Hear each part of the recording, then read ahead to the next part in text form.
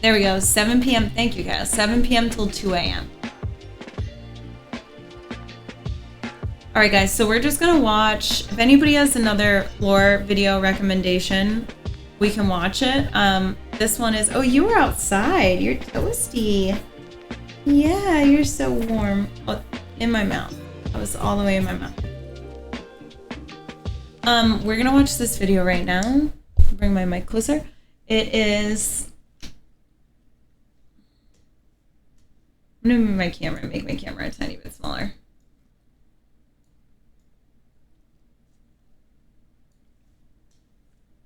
Headphone warning.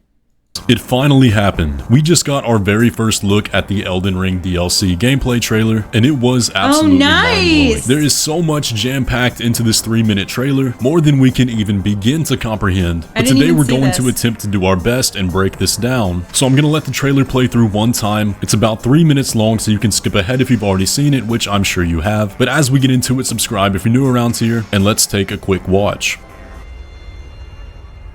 Gameplay trailer, fucking dope. Pure oh, girl. And radiant, he wields love to shrive clean the hearts of men.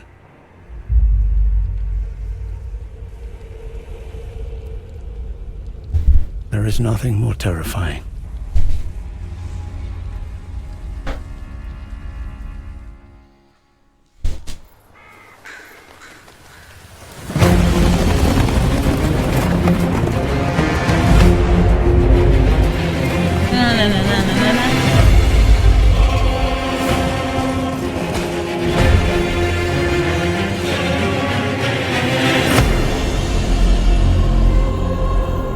In that forsaken place,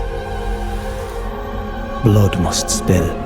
Hey, Samurai Weasley. Blood of your fellows. They are true faithful. CDR, what's up? Hey. Good to see you. It's been a while.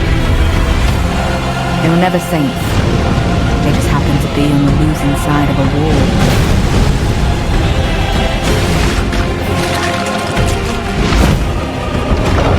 I love this thing. I love this thing. I like the animation of it.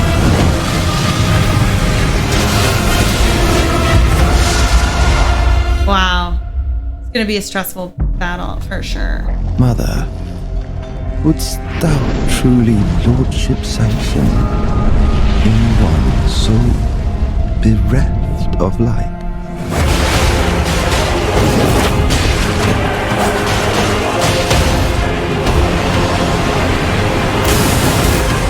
Sick. I presume you, too, are keen to know. Sick. Oh, that's sick. I like that. Just what kind Mikola is doing here. Beautiful.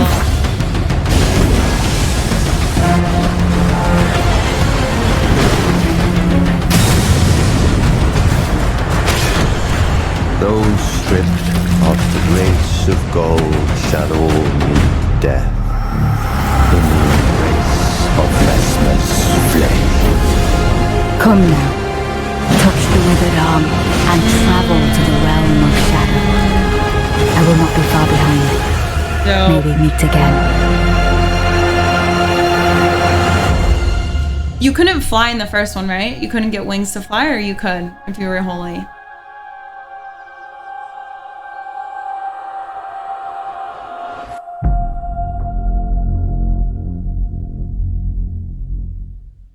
Yeah, it looks like there's there looks like to be like 2 spells that you can fly in.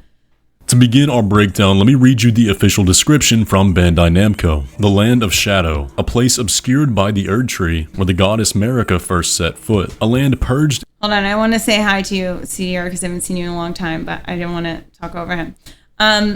Well, that's good that you're feeling better, and I'm sorry you're going through some medical stuff. I'm doing good. I'm back in my house. What else is new? I'm back in my house, so that's nice. I fired my assistant, so that sucks. So I'm having to do a lot more work. But honestly, I'm doing really good. Okay, I'm gonna play this. In an unsung battle, set ablaze by Messmer's flame. It was to this land that Miquella departed, divesting himself of his flesh, his strength, his lineage, of all things golden. The trailer opens up with a shot of a character in the Moog arena, and this confirms that the way we'll access the DLC is by touching Miquella's hand. And this was the most popular fan theory, so it's nice to know that turned out to be correct. The dialogue during this part says, "Pure and radiant, he wields love to shrive clean the hearts of men. There is nothing more terrifying." And this is in reference to Miquella, who is described by Melania as the most fearsome Empyrean, and described in the description of the Bewitching Branch to compel affection. Now we don't know who's speaking here, but if I had to guess, I would think it's a cut NPC named Raiko, who would have had a quest involving tracking down Miquella that would end in Moog's arena, but that's purely a guess on my part. The trailer then cuts to a shot of the player riding Torrent through this new shadow world, where we can see lots of broken architecture and a big city in the background, reminding me a lot of a twisted combination between Liurnia and Altus Plateau. We see many of these ghost graves that we've talked about at length in our breakdowns of the image, but if you look closely in the background, you can see the location the player can pick up a map. But then we get this really awesome shot looking over the new Erd Tree, and there's a lot to discuss here. First of all, the area looks very similar to the lake-facing cliffs in Liurnia. There was a lot of speculation that we may be playing in an alternate version of the areas we currently have, and I think there could be some evidence for that. But take a look at this shot of the Erd Tree. We know from the DLC image we received a long time ago that this is the Erd Tree without its color, with a second tree wrapping around it. And we can see these invisible streams falling off of it, very similar to what we see in the Queen's bedchamber in Lane Dell. Given that this place is said to be where Marika first stepped foot, perhaps her bedchamber is designed after this. The trailer then cuts to a shot of the player inspecting this magic sigil, which looks very similar to a rune, although I don't want to jump to any conclusions here. We then get a shot of what appears to be a new NPC with a sword that I am absolutely going to have to get, but there's a few motifs to take a look at here. Firstly, the face on his helmet is similar to one that will come up again later in the trailer, and the swirls on the guard of the blade remind me a lot of the St. Trina's torch, and we'll see more like this again throughout the trailer. We then get a shot of another NPC in heavy armor leaning over a pot, and a voice says in the background, "In that forsaken place, blood must spill." The next character shown is lying face down in a field of purple flowers, and the mask we can see on their face again is very similar to what we saw in the first NPC. Now the flowers here in the color purple are important. In Elden Ring, purple signifies sleep, and we can see several Trina's lilies in the background, all of which tie into St. Trina, the alter ego of Miquella. The next shot is of this cathedral with a ruined interior, purple torches hanging from the ceiling, and many empty bird cages. The player approaches an NPC sitting on a throne, and a voice in the trailer says, "The blood of your fellows, the Erd Tree faithful." And keep in mind the color blue that we can see throughout this area. And this character does look eerily similar to the man we can see on much of Carian imagery, so he may have close ties to them, which would explain the blue theme going on. We then get a shot of the player riding through a swamp, and yes, poison swamps are confirmed, but take a look at what the player's wearing here. It's almost like two black wings that are flapping with each of Torrent's stride. We then see a painting of an old man and a woman who's holding her belly as if she's pregnant, but look at the brooch that's holding his cloak in place. We once again see those same swirls, very reminiscent of St. Trina's torch. But we'll come back to this painting in a bit. The next shot is of the player walking through a cave with many hanging pots, and these are Erd Tree pots that we can see in the Lands Between and the Warrior Jars, different from what we saw the NPC leaning over earlier in the trailer. And do note that this area is blue, much like the cathedral we talked about earlier. We get more lava areas, which could be a dungeon or hero's grave. Everything seems so massive in this city in front of the Erd Tree, which looks absolutely massive, but do note that at the very top, we can see stones floating upward, much like what we see in Farum Azula, so there may be some time shenanigans going on here. We then get to a shot of combat with this golem, which is a big amalgamation of cages, ropes, people stuck inside, even a horse hanging out on its hip. Yeah, that's fucking wild. Let's look at the face on this thing. We see a similar mask like we talked about earlier, the same looping motif like St. Trina's torch, and then omen horns sticking out in all angles. And those will come up again, so the theme to keep in mind here is the Crucible. We then see this leech creature catch the player in a grab attack. 100%. Note again the blue color and the moon in the background. But then we see one of the first main bosses, at least I believe. This is so cool. I love this animation. Lion, with many people under a cloth in the head of a lion, sprouting omen horns all over, and wielding yellow lightning. And you can see that one of the people under the cloth actually grabs the lightning. There's lots of Crucible iconography going on here, but we can also see this fight taking place in the swamp area, which will come up again. We then get our first look at the DLC's main villain, and his name is Messmer the Impaler. And we have a few things to note about him. Firstly, he's covered in a snake, and has the image of a snake on his helmet. comment. He's kind of Snakes hot. in Elden Ring are the image of the His enemy arms are of not the hot, Erd Tree. but he's and the hot. fact that he's using thorn magic suggests that the Erd Tree views him as a sinner. We can also see wings of dragons along his cloak, who were also at war with the Erd Tree at one point. So it seems Messmer here embodies pretty much everything that goes against the Erd Tree and the royal family of Leyndell. We can also see he has red hair and yellow snake eyes, which is very interesting and could have other implications. Very hot. And the dialogue that accompanies this part is, "Mother, wouldst thou truly lordship sanction in one so bereft of light?" And we don't know who his mother is. It would be a leap and assumption to say Marika, but given the red hair and gold eyes, it's certainly possible. We then go on to see a montage of action shots, this time seeing the player wield a pair of new straight swords with a unique Asha blade. Kinda And mid. a shot of a thief build throwing No daggers way. against this Look at spirit those enemy eyes. in an area characterized by purple and smoke. I'm guessing this is some sort of gravesite. We then get a beautiful shot of a new incantation, where the player floats up into the air and spins, summoning butterflies in the area that explode and put all the enemies to sleep.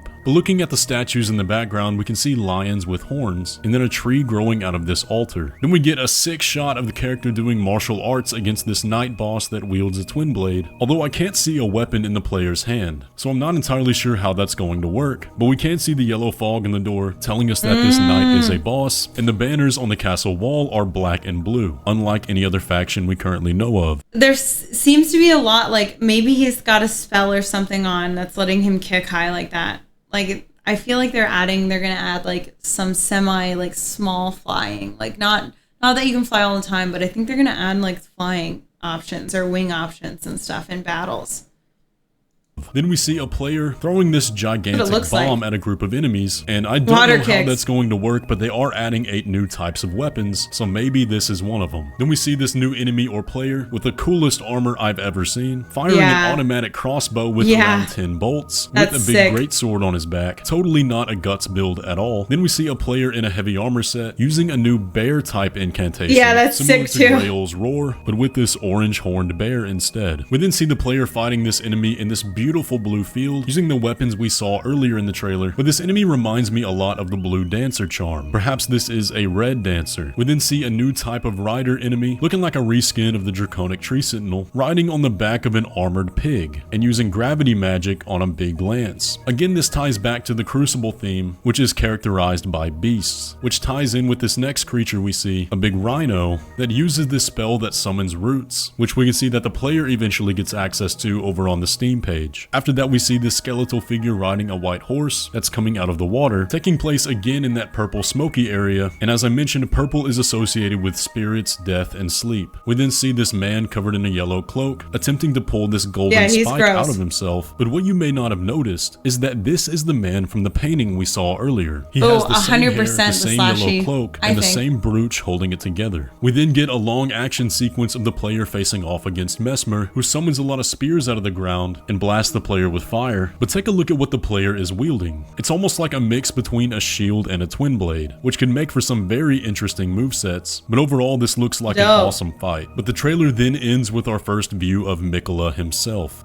I think that everything's gonna seem like really big in this fight or in this game, right? So like maybe they'll incorporate the flying because you have to like stay above some of the attacks because they're so spread out. Exuding this orange light, and I don't know. You did have to run far as fuck for some of the bosses in Elden Ring too. Interesting observation here. The branches on this Erd tree are pale white, very similar to what we see in the Age of Duskborn ending. So make of that what you will. But those are the details I could find in the trailer. We have a few more things from an interview with Miyazaki, where he states that there are over 10 new bosses, 8 new weapon types, a poison swamp, of course, and at least one boss that is as hard, if not harder, than Malenia. Now, the DLC will be releasing on June 21st. Pretty long wait, but nothing compared to the 2 years we've waited so far. But let me know all your thoughts about the trailer down in the comment section below. But before I go, I have started a Patreon